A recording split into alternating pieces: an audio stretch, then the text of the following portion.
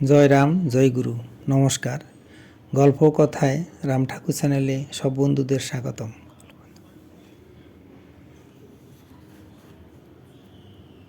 আজ আমি আমিষ ও নিরামিষ খাওয়া নিয়ে ঠাকুর কি বলেছেন সে সম্পর্কে একটু আপনাদেরকে বলে শোনাচ্ছি। একবার শ্রী ফণী মালাকার মহাশয় আগরতলায় মেয়ের বাড়িতে এসেছিলেন। তিনি জীবনে প্রায় 18 বৎসর একভাবে নতুবা অন্যভাবে, কখনো একাধিক্রমে, কখনো বিচ্ছিন্নভাবে শ্রী শ্রী ঠাকুরের সঙ্গ করেছিলেন। শ্রী ফণী মালাকার মহাশয় এসেছেন শুনে আমরা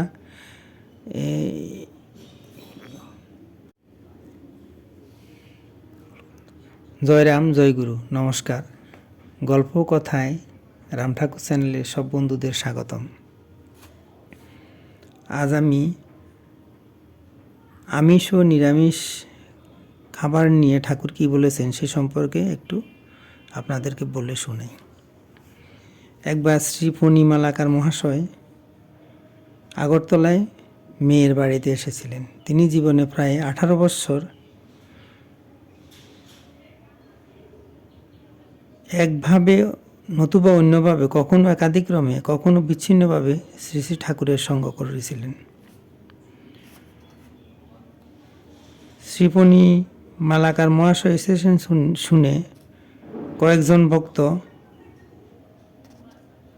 গিয়ে উপস্থিত হয়েছেন। তাদের উদ্দেশ্য তিনি ঠাকুরের কথা কিছু বললে আমরা শুনব। সেখানে হঠাৎ খাবার গ্রহণ করার ব্যাপারে বিভিন্ন কথা উঠেছিল। শ্রী ফণী মালাকার মহাশয় বললেন, শ্রী শ্রী ঠাকুরের কাছে একবার এই প্রসঙ্গে কথা হলে শ্রী শ্রী ঠাকুর বলেছিলেন, আমিষ আর নিরামিষ কি? সকল খাবারই তো জিহ্বার সাহায্যে গ্রহণ করতে হয়। জিহ্বাটাই তো মাংসের দ্বারা তৈরি। তখন শোভাদিদির কথা মনে পড়ল। ওই একই প্রসঙ্গে কথা উঠল। শ্রী শ্রী ঠাকুর ঠাকুর উত্তর দিয়েছিলেন, প্রয়োজনটাই তো ফুরাইল না।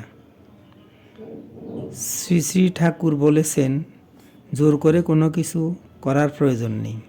সময় হলে সব হবে। সময়ের জন্য অপেক্ষা করে থাকতে হয়। শ্রী শ্রী ঠাকুর বহুবার বলেছেন, ধৈর্যই ধর্ম। খাদ্য গ্রহণের ব্যাপারেও তাই। দেহ রক্ষার জন্য খাদ্য গ্রহণ করতে হয়। দেহই সর্বদা দেহ থেকে ভিন্ন। এই দেহের জন্য খাদ্য গ্রহণ করা প্রয়োজন। যখন দেহের যা প্রয়োজন তখন সেভাবেই জীবকে খাদ্য গ্রহণ করতে হয়। অনেক টাকা থেকেও দেহ যদি সক্ষম না থাকে তবে লোকে কিছুই গ্রহণ করার ক্ষমতা রাখে না। আমাদের প্রয়োজনবোধটা বিভিন্ন খাদ্য গ্রহণে আমাদের উৎসাহিত করে। এবার আমি দুটি বেদবাণী পড়ে আপনাদেরকে শোনাচ্ছি। ঠাকুর বলেছেন, সংসার মমতা জালে বদ্ধ থাকায় জীবগণ কার্যকারণ স্মরণ করে।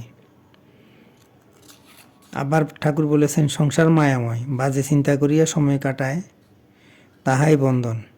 নিরপেক্ষতা সহচর হইলে শোক, দুঃখ, প্রারব্ধের দণ্ডাদি ও ভোগের যন্ত্রণা হইতে নিষ্কৃতি পায়। বেদবাণী 1। বন্ধুরা, আজ এই পর্যন্তই। আগামী দিন আবার শ্রী শ্রী ঠাকুর সম্পর্কে গল্প বাণী নিয়ে আপনাদের সাথে থাকব। বন্ধুরা, চ্যানেলটি যদি আপনাদের ভালো লেগে থাকে তাহলে বেশি বেশি করে সাবস্ক্রাইব করবেন, লাইক, শেয়ার, কমেন্ট করবেন। ধন্যবাদ, ভালো থাকবেন। জয় গোবিন্দ, গুরু কৃপায় কেবলম।